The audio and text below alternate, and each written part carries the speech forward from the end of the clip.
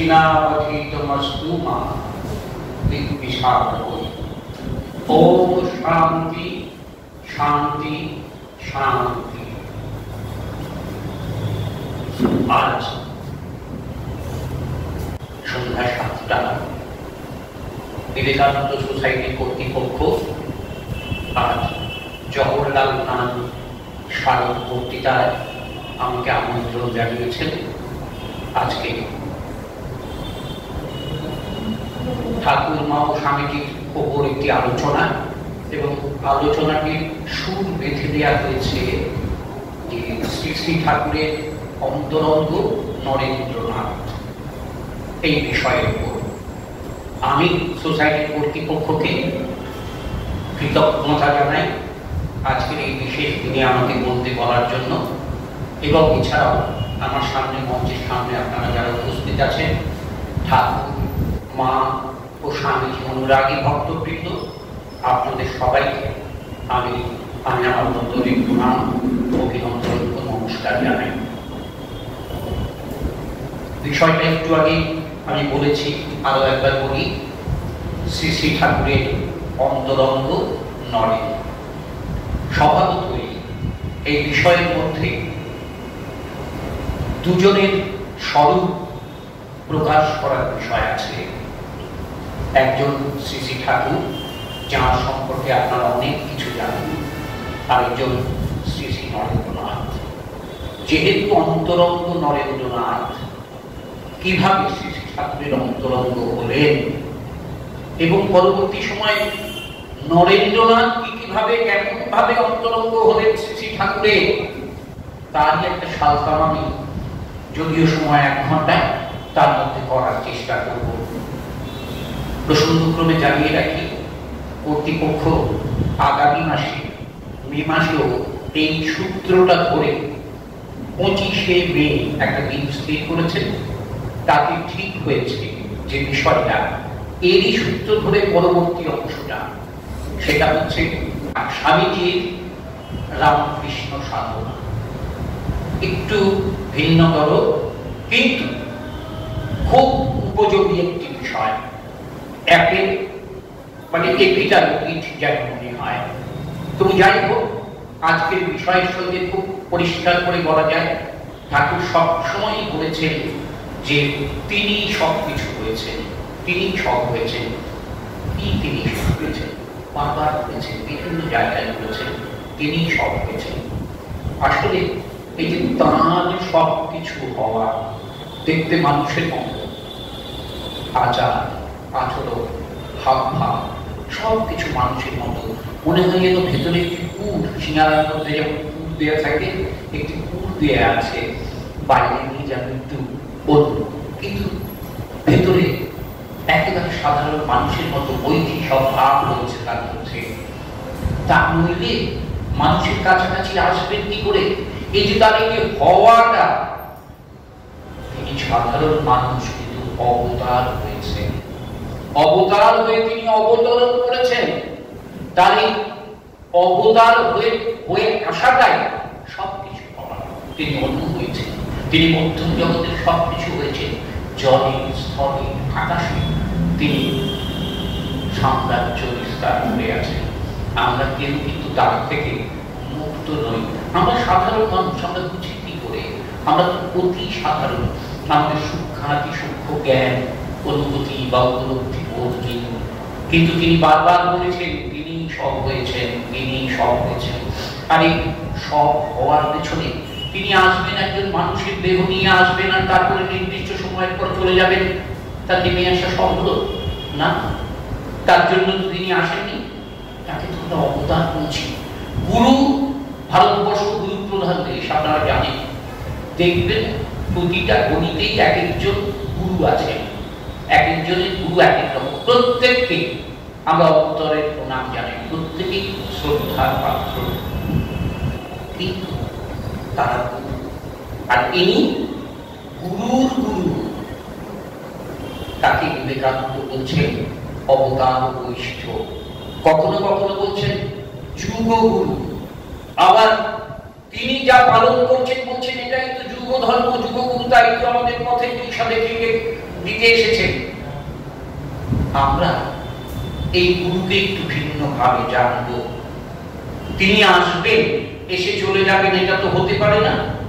তিনি তার স্থূল অবস্থায় বস্তু জগৎ থেকে সাধন লব্ধ ক্ষমতায় দৈবী জগতে প্রবেশ করেন এবং দৈবী জগৎ থেকে আরেক জগতে সাধন লব্ধ অবস্থার পূর্ণ যেখানে একদম শীর্ষে আরোহণ করেন, সেখানেও যখন দেখেন যে কই কাউকে তো দেখা যাচ্ছে না, আমার তো তারপরে আমার তো কাউকে চাই, দরজা ফাঁক করে দেখেন একই গৃহে 7 জন ঋষি বসে আছেন, সমাধিমগ্ন, সমাধিলীন হয়ে বসে আছেন। তার মধ্যে একজনের কাছে গিয়ে আস্তে আস্তে বললেন, আমি যাচ্ছি, তোমাকেও যেতে হবে। আর সেই ঋষি যেন স্মিত হাসিতে এই অপূর্ব সুরমূর্ছনা যে আবাহন সঙ্গীত করা হলো, তাদের তিনি যেন সম্মতি দিলেন, তুমি যাও, আমিও আসছি।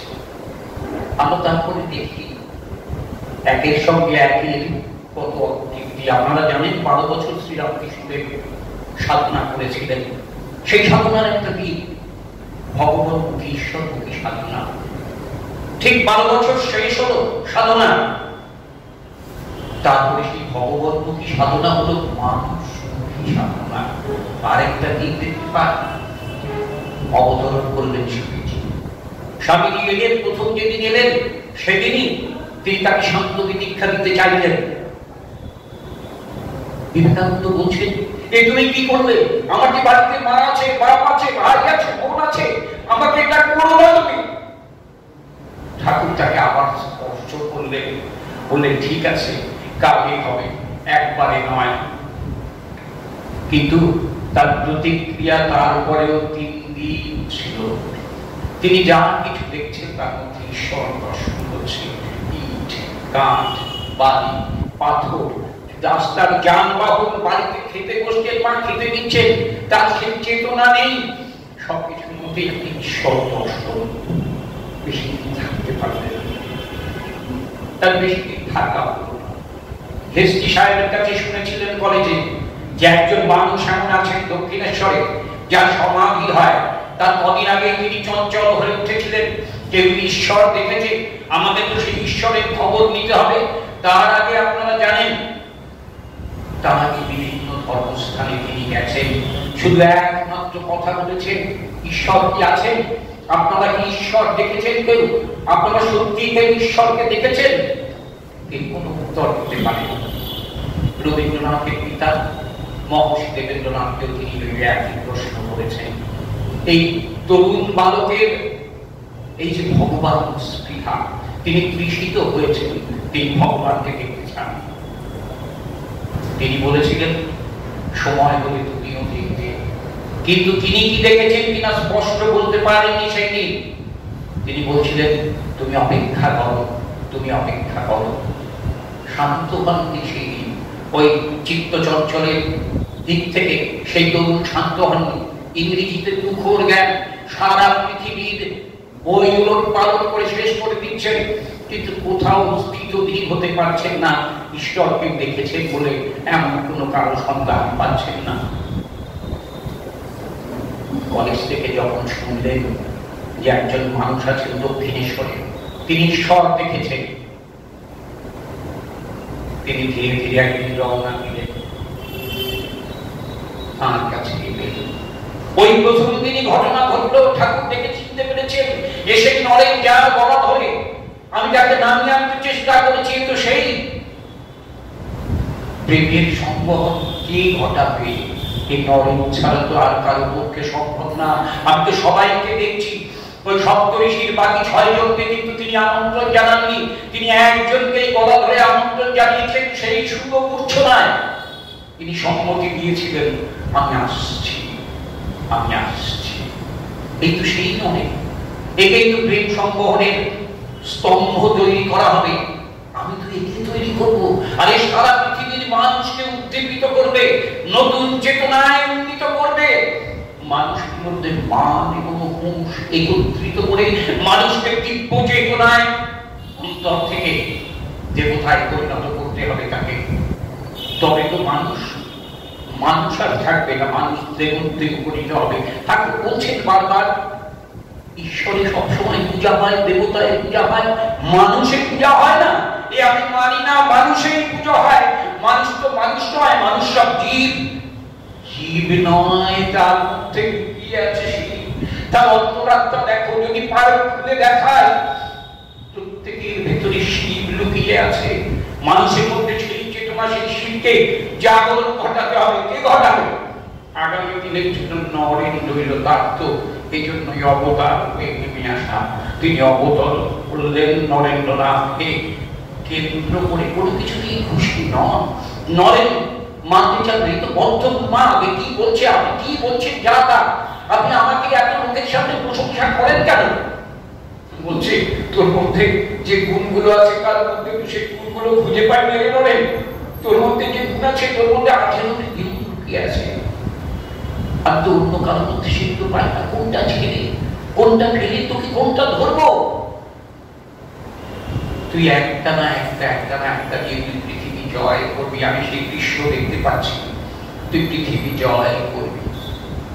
আপনারা জানেন বেশ কয়েক বছর আগে আমি আমার রামকৃষ্ণদেবের জীবনী গেরুয়ার সময় গ্রন্থে লিখেছিলাম। বইটা দেখে মোটামুটি শেষ হয়েছে, একটা অতৃপ্তি আমার ভেতরে কাজ করছিল। কিছু ছবি যদি দিতে পারতাম। এমন সময় একটা যোগাযোগ হলো বিখ্যাত শিল্পী নন্দলাল বসু, ভগিনী নিবেদিতা, যাকে নিয়ে গিয়ে অযোধ্যা অনেক ছবি টবি করিয়েছিল। নন্দলাল বসুর পরিবারের সঙ্গে, তার দৌহিত্রের সঙ্গে আমার পরিচয় হলো। আমি ঘটনাটা বললাম, আমি ঠাকুরের জীবনী করছি, ঠাকুরের হাতের আঁকা কোথাও সংরক্ষিত নেই, আমার খুব কষ্ট হচ্ছে। আমি যদি কিছু ছবি পেতাম, আমি আমার বইতে সেই ছবিগুলো লাগাতাম। তখন উনি আমাকে বললেন, আপনি কাউকে বলবেন না, আমাদের বাড়িতে দুটো ছবি আছে ঠাকুরের নিজের হাতে আঁকা। ওই কাঠকয়লা নিয়ে তিনি তো সমাধিস্থ থাকেন, তিনি তার পাঁচ জ্ঞান হারিয়ে ফেলার আগে ওই বারান্দায়, উত্তরের যে বারান্দাটা দক্ষিণেশ্বরে, তার আগে দুটো ছবি এঁকেছিলেন। সেই দুটো আমরা প্রিজার্ভ করে রেখেছি, দাদু ভাই প্রিজার্ভ করেছে। সেই দুটোর শব্দ আমাদের এখন আমরা নষ্ট হতে দিই।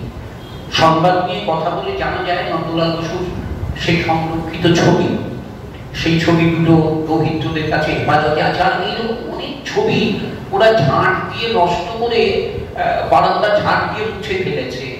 সেগুলো আর নেই, এখন এই মুহূর্তে নেই। তো আমি তখন সঙ্গে সঙ্গে বললাম, আপনি আমাকে যেভাবেই হোক এই ছবি দুটো আপনি আমাকে অনুমতি দিন না, আমি আমার বইতে প্রকাশ করব। সবাই হয়তো জানে, অনেকেই জানে, আবার অনেকেই জানে না। যারা জানে না তাদের সম্মুখে তুলে ধরি, এর পাবো কোথায়? আমাকে তখন ওরা অনুমতি দেয় এবং এক একটা চ্যাপ্টারের শেষে যেখানে কিছুটা জায়গা পাওয়া গেছে, আর ওই ছবি দুটো অলঙ্করণ হিসেবে আমি অনুমতি দিয়ে ওদের ওখানে লাগিয়েছি। আর আমার বই প্রচ্ছদ করেছিলেন বিখ্যাত শিল্পী আর একজন। তিনি ছবি দেখে আমাকে বললেন, আপনি কোথায় পেলেন এই ছবি? আমি বললাম সংগ্রহ করতে হলো। ঠাকুর সংগ্রহ করিয়ে দিয়েছেন। সেই শিল্পীর নাম রামানন্দ বন্দ্যোপাধ্যায়। তো আমার যত বই বেরিয়েছি তাকে সব রামানন্দ বাবু এটা প্রচ্ছদ করেছেন। রামানন্দ বাবু খুব উৎফুল্ল হয়ে উঠলেন, আমাকে বললেন, তবু এখানে এখানে ছবিগুলো এখানে এখানে লাগাবেন। উনি জায়গা ঠিক করে নিলেন। তো যাই হোক, তো এই তো ছবি পেলাম, নন্দলাল বাবুর পরিবার আমাকে ছবি দিল। তো এই যে প্রেম সংবহনের কাজেও এইরকম একজনকে যদি না ঠিক করা যায়, যিনি যোগান দেবেন সবকিছু, তাহলে তো তার আশা বিপর্যয়ের সমান। সবাই তো সবগুলাই তো আসে যায়, বাড়ি করে, ঘর করে, বিবাহ করে, সন্তানাদি হয়। এগুলো তো সেগুলো নয়। যে দৈবী যে আসক্তি, সেই আসক্তি যেন ঠিক থাকে এবং নরেন্দ্রনাথ যেন মাকে মেনে নেয়। মাকে মানছে না, বিদেশি সাহিত্য পড়া, যুক্তিবাদী, একেবারে সুঠাম চেহারার অধিকারী, মাকে মানছেন না।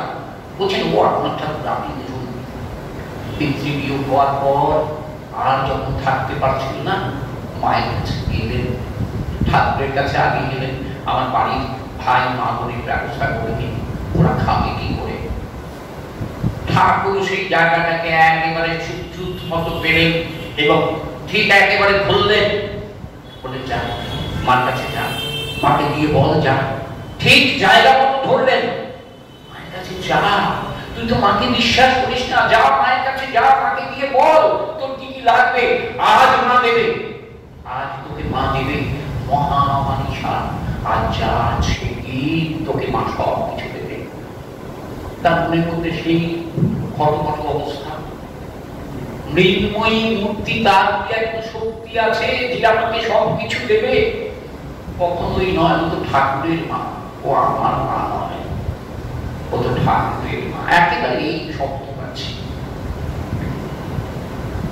ঠাকুর জোর করে তাকে পাঠালেন মায়ের কাছে। যতবারই যান কি বলেন, মা তো জ্ঞান দাও, ভক্তি দাও, বিবেক দাও, বৈরাগ্য দাও।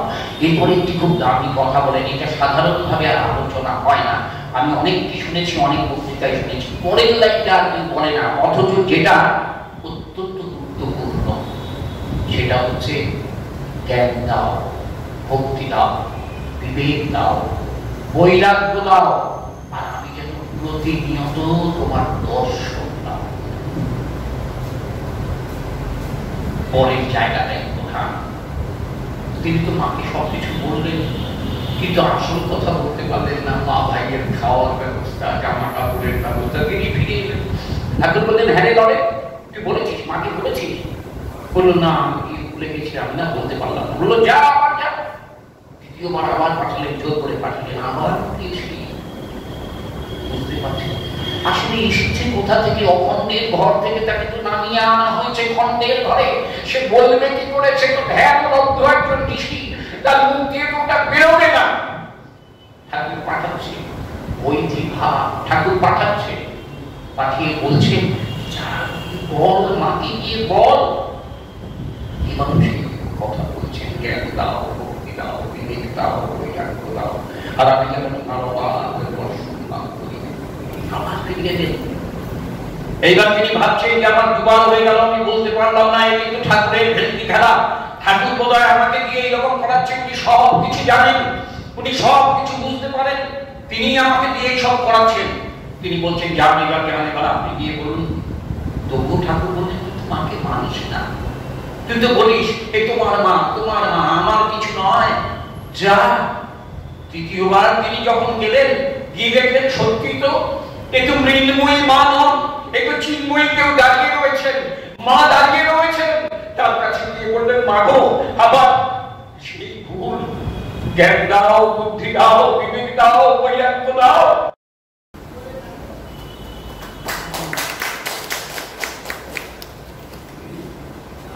আজকের অনুষ্ঠান এখানেই সমাপ্ত হলো। আপনারা সবাই প্রসাদ নিয়ে